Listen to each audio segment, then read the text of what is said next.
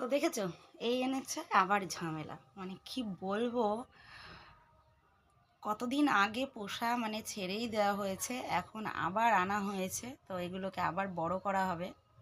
তো এগুলো পোষাটা বড় বিষয় না, মানে কি বলো তো, জায়গা প্রচুর থাকলে ঠিক আছে। এবার আমাদের যেহেতু জায়গা একদমই কম, তো এইখানটায় পোষাটা সম্ভব হয় না। তারপরেও যাই হোক, আমাদের দাদাভাই এনেছে শখ করে, পোষক, দেখা যাক। এক সময় আমাদের বাড়ি প্রচুর হাঁস মুরগি ছিল, কি বলবো তোমাদের, দেশি মুরগি ছিল অনেক অনেক প্রচুর ছিল। কিন্তু এদের হচ্ছে কি হয় জানো তো, ঠান্ডার সময় এমন একটা রোগ আসে, তখন পুরো মানে একবার যদি একটা মুরগি মারা যায় তাহলে প্রত্যেকে মারা যায়।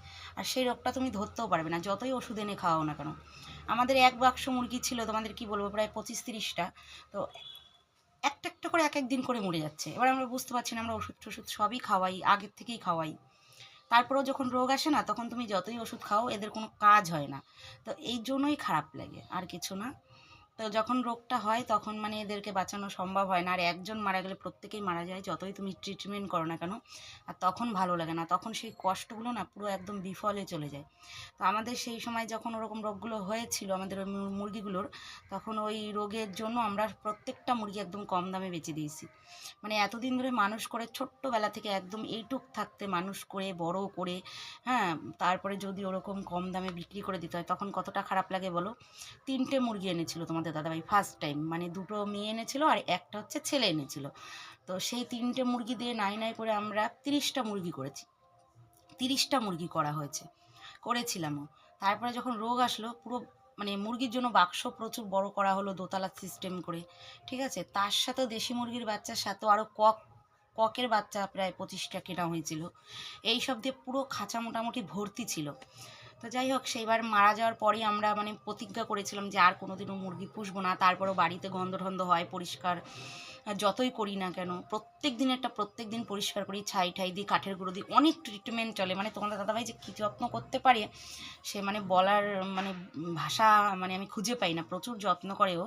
তো তারপরেও গন্ধ হয়। এবার দেখো, যতই মানে পরিষ্কার করুক না কেন, তারপরেও ওই হালকা গন্ধটা থাকে।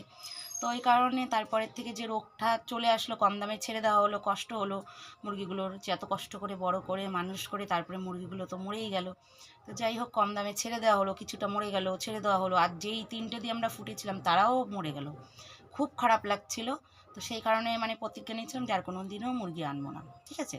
তো এখন 2টো 5টা ওই যে এনেছে, জানি না কি হয়, হয়তো বলেছে পোষো, পুষলে তারপরে খাওয়া যাবে আর কি, খাওয়ার জন্য। আর ও বাড়িতে পুষলে খেতেও পারে না, জানো না, এই হচ্ছে একটা যন্ত্রণা। আমি সবসময় বকি যে তুমি বাড়িতে আনো, এ বাড়িতে পুষলে তুমি খেতে পারো না, তাহলে খালি খালি বেকার বেকার কেন আনো? আর বেকার বেকার পুষে মানে বড় করে তারপরে ওরকম যদি নষ্ট হয় তখন কিন্তু খারাপই লাগে, তখন মানে খাটনির দামও ওঠে না। তো ওই কারণেই আমি একটু বারণ করেছিলাম, নাহলে আমিও করি কম বেশি। আমি সত্যি কথা বলতে আগে ধরতেও পারতাম না, জানো না।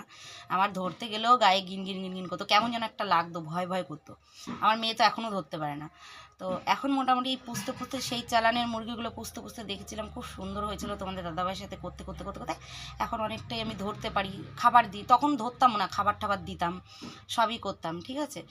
পরিষ্কারও করতাম মাঝে মাঝে। আর এখন তো বলতে গেলে একটু ওই যে বাচ্চাগুলো এনেছে আমি ধরতেও পারি, অসুবিধা হয় না, ভয়টা কেটে গেছে, ভেঙে গেছে। যাই হোক, বড় হতে থাক, তারপরে তোমাদের সাথে শেয়ার করব। আর তোমাদের বাচ্চাগুলো কেমন লেগেছে তোমরা কিন্তু আমাকে অবশ্যই কমেন্টে জানাবে।